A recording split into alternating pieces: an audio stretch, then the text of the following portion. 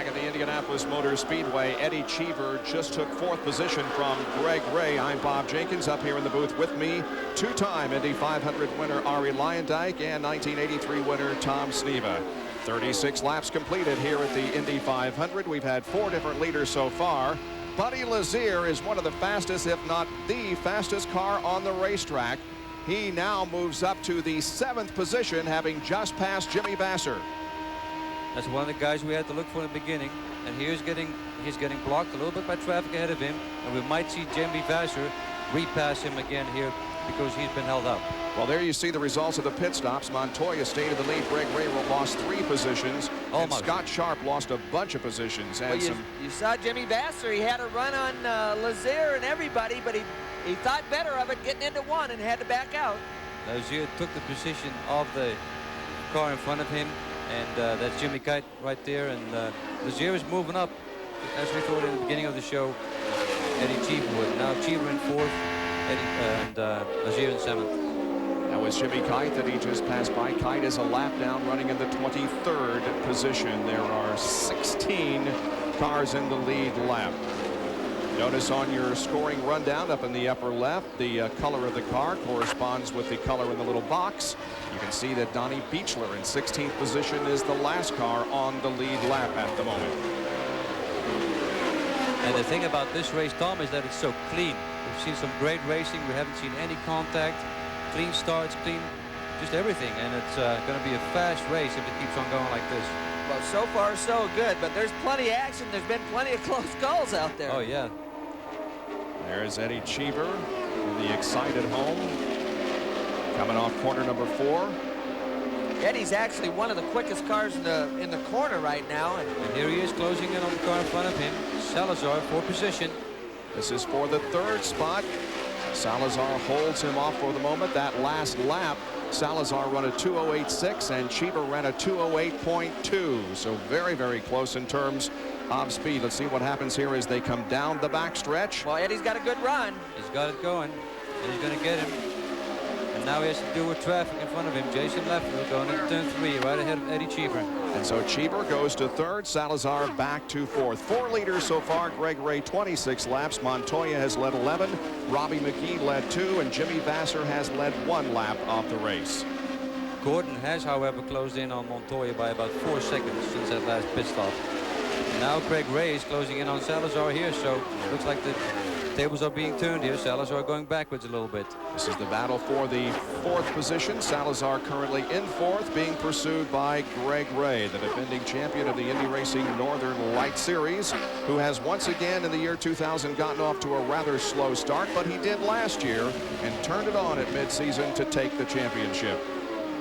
The average speed after 100 miles is 206.039, and Arie Luyendyk holds the record for the fastest 500-mile race ever run at 185.981 back in 1990.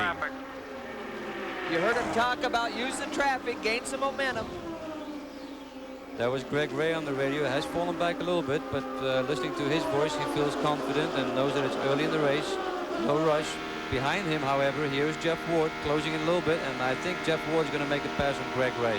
He's gotten a good run off the 2nd corner down the long backstretch. He moves to the inside of Greg Ray, but Ray cannot get down far enough to block him, and indeed Ward takes the 5th spot from Ray. Well, you see Ward, though, he got in hot underneath the guy and lost the front end a little bit, but he was able to get it back down. On board with Buddy Lazier, who was in 7th, right behind Greg.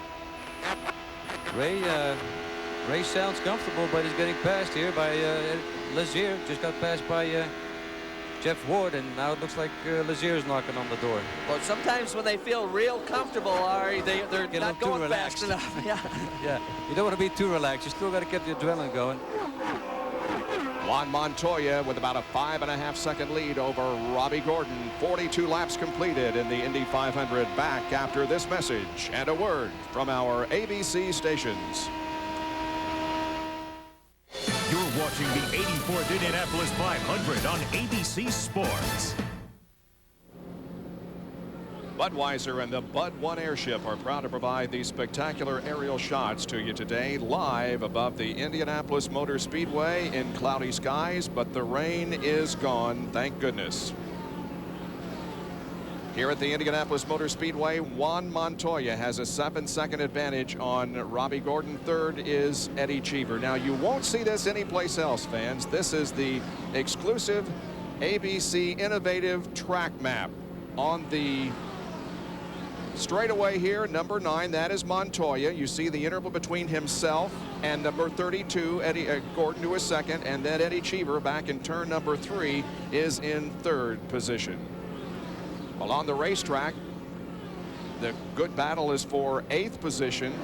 Jimmy Vasser and Al Unser Jr. And Al Unser Jr. has moved up nicely here into the top 10. That's Vasser in the red car, second in line, and Unser's the third car, the white-black car.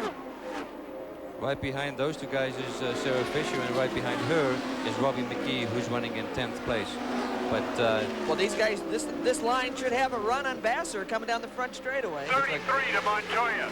Looks like Sarah's trying to pass Al Jr. here. She took a look, but Al Jr. was running 18th or so before the pit stops. His pit crew again has vaulted him up into the top 10. And that's what you need around here. We spoke about that earlier in the show. Good pit stops, quick and timely. So far, things are going according to plan over there. Sarah Fisher had a bad pit stop that's dropped her a lap down in 23rd position. We're on board with Scott Goodyear, who's currently running in 13th position, also a lap down. well, we're not sure what happened to Scott, if he had a bad pit stop or what, because we know he's going to be towards the front before the race is over. But with a lap down right now, that's a little bit of a problem, of course, but we're not there yet. If the leader goes out, then you could be back on the leader lap.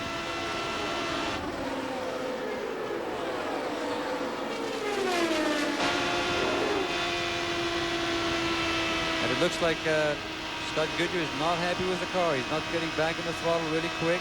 He has to turn in very gently. I suspect his car is a little bit loose. well, he's not having to turn the wheel very far there, so either they overcorrected on the pit stop or he's been fighting that loose condition all day. The Pennzoil Panther team won the Coors pit stop competition last Thursday, picking up $42,000, and they had donated $5,000 immediately to the American Red Cross. So they get the work done in the pit area, but obviously Scott is having a bit of a problem with the handling of the race car. Another driver with some problems with the race car right now is Eddie Cheever. It's handling very poorly in traffic, extremely loose. He slipped the spot from 3rd to 4th. Earlier was running very well. Said he felt like the car was losing a little bit of power, but the telemetry says the motor looks good. He had earlier ran his fastest lap, but says it's terrible in traffic. Dr. Jerry Punch. And there's a little bit of concern in the Robbie Gordon pits about fuel mileage. Yes, I said fuel mileage. Remember a year ago, they pitted on lap 26 and believe they may have given up as much as 3 laps for the other lead cars. So they have told Robbie to ride in 6th gear and stretch it for a couple of extra laps. They will not pit until lap 54. They were scheduled to come back on 52. Salazar passing Lynn St. James at the end of the backstretch. Salazar again in 3rd, having passed Eddie Cheever just a few moments ago. Back in 5th is Jeff Ward. 6th is Buddy Lazier. Then Ray, Vasser, Unser, and McGee, the top 10. Stan Waddles, you see in the yellow car, coming down pit road for another pit stop. And on the racetrack there is Stan Waddles coming to a stop. He was among the first to pit on the first sequence of pit stops and does so again. And Eddie Cheever right now, a guy who says that he's really loose and really struggling out there, standing up in the seat. He's a guy hoping for a yellow because he doesn't want to drive the remainder of the stint to wait for his scheduled pit stop. And some drivers out there with bad handling cars are just hoping and praying for a yellow flag right now.